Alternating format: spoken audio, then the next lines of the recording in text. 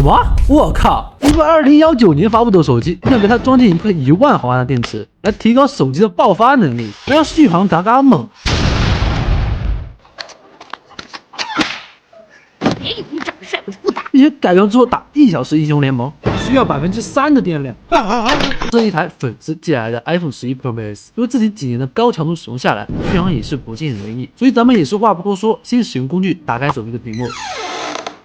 当然，内部的使用痕迹，之前粉丝也是拆机过的。那么依次拧下挡板的螺丝，取下挡板，断电，断开屏幕的连接，分离屏幕。可以看到，之前硬盘是经过扩容的，所以抱着来者是客的态度，清理一下边缘处的残胶。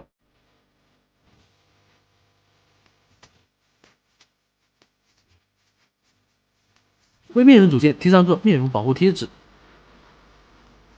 断开面容组件的连接，取下面容组件，滴入酒精软化后，从边缘处取下电池。往往细节决定成败，我们清理干净老化的电池胶。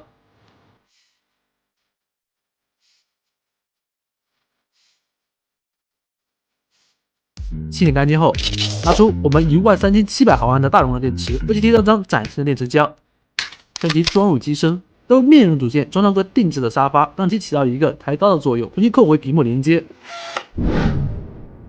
拧上所有的挡板螺丝，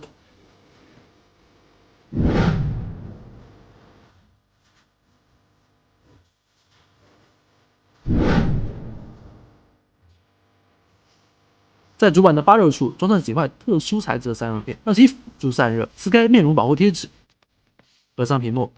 拿出我们6063航空铝材质的边框，为其打上一圈结构胶，让其可以做到日常的防水防尘。经贴合，那手机底部的螺丝基本大功告成，所有功能都是和之前完全一样，不会受到任何影响。评价一次，电池容量也是成功的来到了13700毫安。作为实践出真知，我们拉满手机音量和亮度，打1小时英雄联盟，看看掉电情况究竟如何。